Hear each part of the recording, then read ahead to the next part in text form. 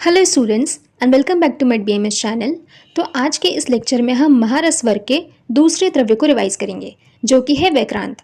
वैक्रांत महारस वर्ग में तो है ही, साथ ही से उपरत्न वर्ग में भी रखा गया है। इसका केमिकल फार्मूला होता है K2O Al2O3 6SiO2। वैक्रांत के कुछ पर्याय बताए हैं जो कि है विक्रांत, जीर्ण वज्रक, कुवज्रक, चूर्ण वज्रक, क्षुद्र किलाश या शोभामणि। कहा जाता है कि जब माँ दुर्गा ने अपने त्रिशूल से दैत्यराज महिषासुर का वध किया था तो उसका रक्त पृथ्वी पे जहाँ भी बढ़ा वहाँ से वैक्रांत की उत्पत्ति हुई है। और ये रीजन मेनली हमें विंध्य पर्वत के दक्षिण और उत्तर भाग में देखने को मिलता था। वैक्रांत जो शब्द है वो कृंत धातु से उत्पन्न हुआ है जिसका अर्थ होता है छेदन। तो वैक्रांत का प्रयोग हम लोग मेनली लोह आदि जो धातुएं होती हैं उसको काटने में या फिर खनिज से धातुओं को अलग करने में करते हैं। वैक्रांत इसका इसलिए नाम पड़ा क्योंकि ये हमें मेनली वैक्रांती नदी के तट के आसपास देखने को मिलता था। अब बात आती है कि औषधि प्रयोग के लिए हम किस प्रकार से वैक्रांत को सेलेक्ट करेंगे, इसका ग्राह्य स्वरूप क्या होना चाहिए। तो रस रत्न समुच्चय में बताया गया है अष्ट अश्र च अष्टफलक षट्कोणो मिश्रिणो गुरु शुद्ध मिश्रित वर्णश्च युक्तो वैक्रांतम उच्यते। यानी कि अष्ट अश्र 8 किनारों वाला, अष्टफलक 8 फलक वाला, षट्कोणों यानी कि जिसके 6 कोण हो, 6 एंगल हो, मसृणो यानी कि चिकना, और गुरु होना चाहिए, शुद्ध और मिश्रित वर्ण का होना चाहिए। ऐसा वैक्रांति हम सेलेक्ट करेंगे। नेक्स्ट हम बात करते हैं वैक्रांत के टाइप्स के बारे में। तो इसके टाइप्स को लेकर के अलग अलग आचार्यों में डिफरेंट ओपिनियंस देखने को मिलते हैं। इसके जो टाइप्स का बेसिस है वो कलर्स के बेस पे है। तो सबसे पहले तो जो 5 कलर्स है वो सबने कॉमन बताए हैं, तो वो आप याद रख लीजिए, जो कि है श्वेत, रक्त, पीत, नील और परावत प्रभ। ये एग्जैक्टली आपको याद होना चाहिए, श्वेत, रक्त, पीत, नील और परावत प्रभ। अब हम देखते हैं कि अलग अलग आचार्यों ने कितने नंबर्स में और कौन कौन से कलर्स माने हैं। रस आर्णव और रस मंजरी ग्रंथ के अकॉर्डिंग वैक्रांत के 7 भेद होते हैं। तो मैंने जो 5 कलर्स बताए उसको याद रखना है, साथ में इसमें 2 एडिशन हो जाएगा, श्याम और कृष्णवर्ण।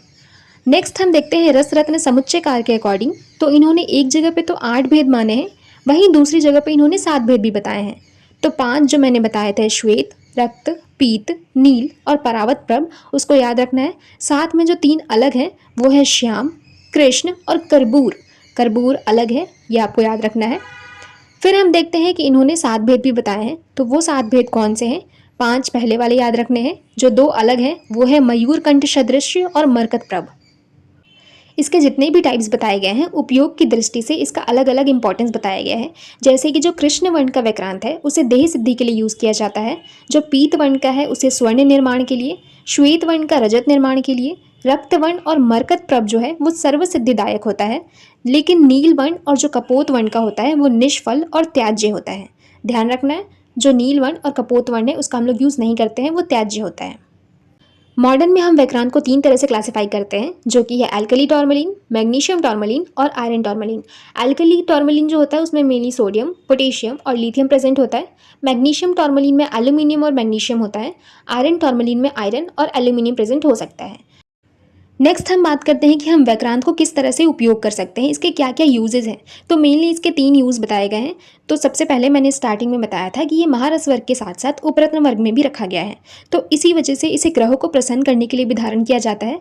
सेकेंड है कि औषधि रूप में यदि हीरा अवेलेबल ना हो तो उसके अभाव में भी हम वैक्रांत को यूज़ कर सकते हैं। थर्ड है कि खनिज से धातुओं को अलग करने के लिए हम वैक्रांत का यूज़ करते हैं। तो ये मेनली 3 उपयोग बताए गए हैं। अब बारी आती है कि यदि कोई बिना शोधन किए हुए वैक्रांत का सेवन कर लेता है तो उससे क्या क्या हो सकते हैं। तो वो हो सकता है किलास, कुष्ठ, दाह, संताप, पार्श्व पीड़ा और पांडु रोग जैसे उत्पन्न हो सकते हैं। तो इसीलिए हमें शोधन मारण करके ही यूज़ करना चाहिए। अब बारी है कि शोधन कैसे करेंगे। तो शोधन के लिए बताया गया है कि केवल कुलत क्वाथ में ही यदि 3 दिन तक के लिए स्वेदन हम करते हैं तो वैक्रांत शुद्ध हो जाता है। ये तो रहा फर्स्ट प्रोसेस। सेकंड, हम ये भी कर सकते हैं कि वैक्रांत को हम 21 बार प्रतप्त करके अश्वमूत्र में बुझा सकते हैं, यानी कि निर्वाप कर सकते हैं 21 बार अश्वमूत्र में। तो ऐसा करने से भी वैक्रांत शुद्ध हो जाता है। शोधन के बाद अब बारी आती है मारण करने की। तो मारण करने के लिए हम शुद्ध वैक्रांत लेते हैं और शुद्ध गंधक, दोनों ही इक्वल क्वांटिटी में लेंगे और खलवे यंत्र में डाल के नींबू स्वारिस की भावना देते हैं। फिर मर्दन करने के बाद हम इसकी चक्रिका बनाएंगे और इसे 8 गजपुट देंगे। ऐसा करने से हमें रक्त वर्ण की भस्म मिल जाती है। अब बारी आती है कि ये जो भस्म बना है इसके गुण क्या क्या होंगे। तो इसके गुण के बारे में बताया गया है कि ये जो वैक्रांत का भस्म है वो आयु, बल, वर्ण, बुद्धिवर्धक होता है। साथ ही ये सभी व्याधियों को नाश करने वाला होता है, हीरे के समान गुण वाला होता है और शरीर को लोहे के समान दृढ़ करने वाला होता है। ये रसायनों में अग्रणी बताया गया है, प्रभावशाली, सर्वदोष शामक और वज्र भस्म के स्थान पर हम इसका प्रयोग कर सकते हैं। वैक्रांत भस्म को त्रिदोष नाशक, षड रसों से युक्त, शरीर को दृढ़ करने वाली, पांडु, उदर रोग, ज्वर, श्वास, काश, क्षय और प्रमेह नाशक बताया गया है। तो ये सारे रहे वैक्रांत भस्म के गुण। नेक्स्ट अब हम बात करते हैं कि वैक्रांत भस्म की मात्रा क्या होनी चाहिए। तो इसका जो मात्रा बताया गया है वो 1/24 रत्ती से लेकर के 1/11 रत्ती यानी कि 5 mg से लेकर के 10 mg के अप्रॉक्स तक हम लोग यूज़ कर सकते हैं। यदि वैक्रांत का सत्वपातन करना है तो जो द्रावक गण है यानी कि गुड़, गुंजा, गुगुलु, घृत, मधु और टंकड़, ये जो 6 द्रव्य हैं उनके साथ हम शुद्ध वैक्रांत को लेंगे और उसका मर्दन करेंगे। इस मर्दन करने के बाद हम इसकी चक्रिका बनाएंगे और मूसा में रख करके 3 घंटे के लिए धमन करेंगे। तो ऐसा करने पे वैक्रांत का सत्व निकल जाता है। तो ये रहा सत्वपातन की विधि। लास्ट में हम वैक्रांत के कुछ इंपॉर्टेंट फॉर्मुलेशंस देखते हैं, जैसे कि रत्नगिरी रस, सूचिकाभरण रस, नवरत्न राज मृगांक रस। सो यहाँ तक रहा आपका वैक्रांत का टॉपिक। आई होप आपको रिविजन करने में ये हेल्प करेगा। So that's all about the lecture. If you understand the video then please do like, comment and share the video, and if you are new to the channel then don't forget to subscribe the channel. Thank you.